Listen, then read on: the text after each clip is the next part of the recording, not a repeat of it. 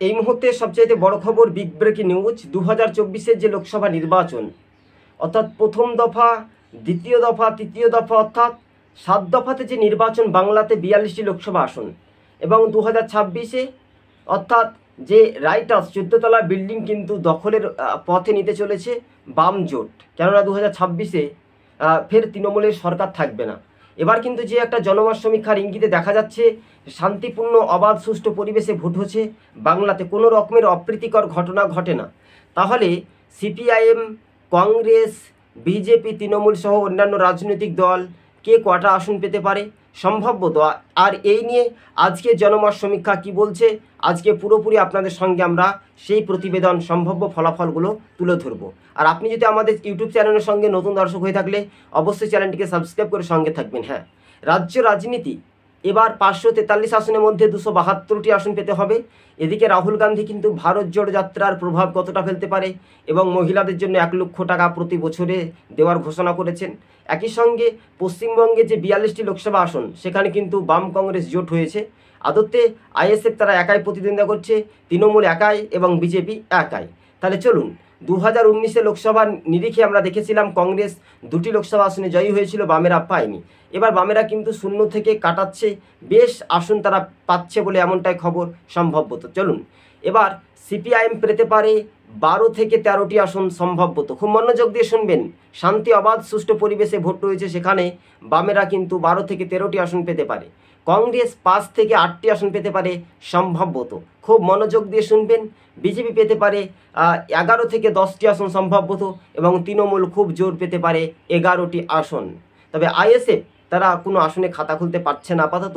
ISF সেরকম জেতার মতো চান্স নেই, সেটা ডাইবন হারবার ছিল, সেটাও পারছে না, কেননা মজনু লস্কর প্রার্থী থাকার কারণে সেখানে আইএসএফ কোনো একটা ফ্যাক্টর হতে পারছে না বলে এমনটাই, সেটা ভোট কাটতে অনেকটা হতে পারে। তো এবার যে বিজেপি কোন কোন জেলা থেকে আসন পেতে পারে, বিজেপি কিন্তু তাদের রায়গঞ্জটা হাতছাড়া হচ্ছে। এদিকে সিপিআইএম কোন কোন আসনে জয় হচ্ছে বা কংগ্রেস, এই কথা আপনাদেরকে আমরা জানিয়ে রাখি। মুর্শিদাবাদ কেন্দ্রে সিপিআইএম জয়, কৃষ্ণনগর থেকে বামেরা জয় হতে পারে সম্ভবত। এবার দমদম, তারপরে আমরা দেখে নেব তমলুকটা বামেদের একটা শক্ত ঘাঁটি, সেই ক্ষেত্রে বামেরা কতটা উজ্জীবিত হতে পারে, তার ফলাফল বা তার রাজনৈতিক সমীকরণ সেটার উপরে একটা নির্ভরশীল করবে। হ্যাঁ, আর এই জনমত সমীক্ষা আজকে যেমন শ্রীরামপুর সহ একাধিক বেশ কয়েকটি লোকসভা নির্বাচনের মনোনয়নপত্র দাখিল করবেন প্রার্থীরা সরাসরি। এবার কিন্তু যে দীপশিতা ধর, সেখানেও কিন্তু সিপিআইএম এগিয়ে থাকতে চলেছে। এবার দমদমে যে ডক্টর সুজন চক্রবর্তী, তিনিও সম্ভবত তিনিও জয় হবেন।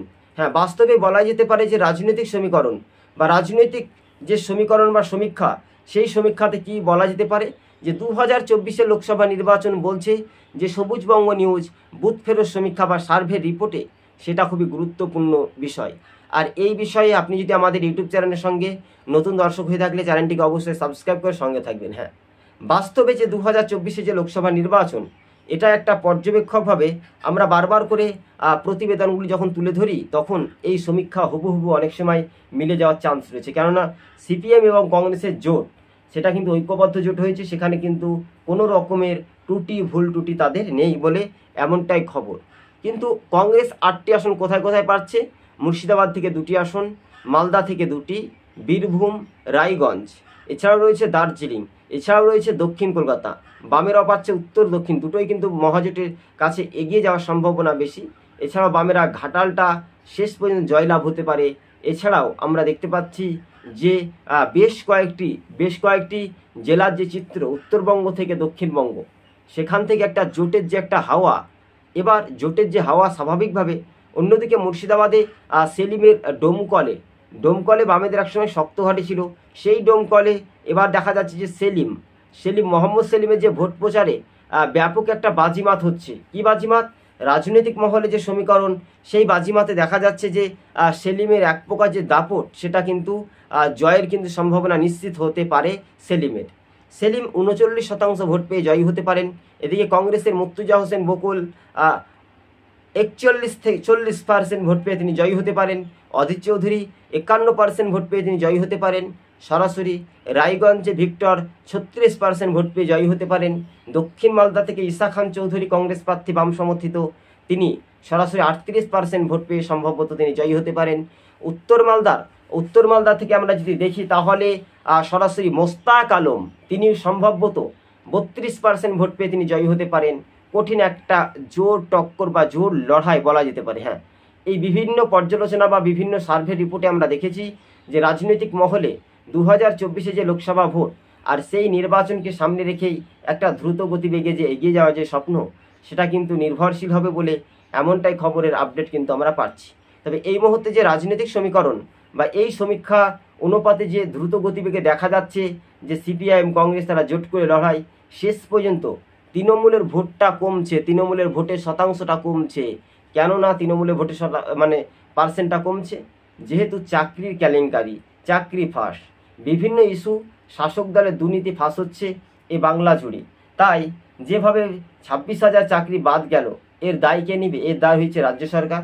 যারা ফুটপাতে ব্যবসা করছে, যারা চাকরি না পাওয়ার যন্ত্রণা, মানে পরীক্ষা পাস করার পর টেট উত্তীর্ণ পরীক্ষার্থীরা যখন পাস করেছে, যোগ্য ব্যক্তি পায় না চাকরি আর অযোগ্যদের মিলে চাকরি, এটির নাম হচ্ছে ডিজিটাল যুগে তৃণমূল পার্টি। তবে এই তৃণমূল পার্টি আদতে মানুষের কারো উপকার করেছে, কেউ খারাপ করেছে।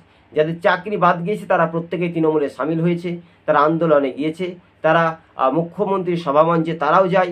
স্বাভাবিকভাবে বলা যেতে পারে যে 2024-এ যে লোকসভা নির্বাচন আর এই নির্বাচনের সময়টা এক প্রকার দ্রুত গতিবেগে যে এগিয়ে যাওয়ার যে সম্ভাবনা বেশি, সেটার উপরেও তো নির্ভরশীল হবে, তাই না? বিষয়টা আপনারা মনোযোগ দিয়ে বুঝবেন, বা বিষয়টা একটা দ্রুত গতিবেগে এগিয়ে যাওয়ার যে সম্ভাবনা বেশি, সেটার উপরে তো একটা নির্ভরশীল হবে, তাই না? এবার যে অধীর চৌধুরী তিনি বলেছেন যে তৃণমূল গোহারা হারবে। মুর্শিদাবাদ থেকে যেই দল জিতুক আর যেই দল হারুক, সেই দল দেখবেন তারা কিন্তু বাংলাতে ক্ষমতা ধরে রাখতে পারবে না। বলে না, অতিবার বেরো না, ঝড়ে মোড়া যাবে, অতিহান্তি হেও না, ছাগলে মোড়া খাবে। বাস্তবে এটাই 8 থেকে 80 মুরব্বীদের কথার উত্তর, সেটাই এখন মিলে যায়। কেঁচো কুটতে কেউটো বার হয়, তবু করি আশা, মনের থেকে কাজের যন্ত্রণা। 26,000 যে শিক্ষক শিক্ষিকাদের চাকরি বাতিল হলো, তারা যোগ্য নয় না অযোগ্য, না চাকরি দিয়ে ঘুষ হয়েছে, তাদের প্যানেল থেকে কেন বাদ গেল? এই ধরনের অর্থাৎ রাজনৈতিক মহলে কিন্তু একটা দেখার একটা বিষয় রয়েছে। তাই স্বাভাবিকভাবে বলা যেতে পারে যে বাম কংগ্রেস জোট মিলে আমরা যদি দেখি তাহলে 15 থেকে 14টি আসন তারা জয়ী হওয়ার সম্ভাবনা বেশি। 12 থেকে 14টি আমরা কনফার্ম ধরেছি, তবে যে 13+8 কিন্তু অনেকটাই উজ্জীবিত হচ্ছে বাম কংগ্রেস জোট। সেক্ষেত্রে তৃণমূল পার্টি খুবই তারা কম পাবে। তৃণমূলের আর কোনো ভরসা নেই। তৃণমূল বুঝতে পেরেছে যদি আমাদের রাজনৈতিক সমীকরণ বা যদি আমরা ভোটে হেরে যাই বা পরাজিত হয়, তাহলে তৃণমূলের যে সমীকরণ বা এই সমীক্ষা তৃণমূলের যে একটা রাজনৈতিক দক্ষতা বা শিক্ষিতভাবে কিন্তু তৃণমূলকে কেউ ভোট দেবে না। যারা অবুঝ, ধরেন বুঝতে পারছে না, অসুবিধা হচ্ছে, তারাই তৃণমূলকে ভোট দেবে। সেই রকম যারা দিনে তৃণমূল করছে, আবার বিজেপিতে জয়েন করছে, আবার বিজেপি ছেড়ে তৃণমূলে করছে, অর্থাৎ একে বলা হয় লেনদেন। প্রবাস থেকে এসে আর এক প্রবাসে যাওয়া, বিভিন্ন পর্যালোচনা। কিন্তু অধীর চৌধুরী, সেলিম, বিমান বসুরা, যে মীনাক্ষী মুখার্জি, শতরূপ ঘোষরা যে জোটের একটা বার্তা, সেই জোটটা নিয়ে কিন্তু একটা বিশেষ অঙ্গীকার ভূমিকা, কিন্তু একটা মহাজোটের যে একটা বার্তা, সেটাই শুধু সময়ের অপেক্ষা বলে এমনটাই মনে করছেন রাজনৈতিক মহল। তবে আপনাদেরকে আরও একবার জানিয়ে রাখি, সরাসরি আপনাদেরকে জানিয়ে রাখছি যে জোট কিন্তু ভালোই আসন পাচ্ছে। 13টি সিপিআইএম পেতে পারে, 8টি পেতে পারে কংগ্রেস সম্ভবত, 10টি পেতে পারে বিজেপি, 11টি আসন পেতে পারে তৃণমূল কংগ্রেস সম্ভবত। আজ এই পর্যন্ত। লাইভ অনুষ্ঠানের সঙ্গে আপনি যদি নতুন দর্শক হয়ে থাকলে চ্যানেলটিকে সাবস্ক্রাইব করে সঙ্গে থাকবেন। ধন্যবাদ।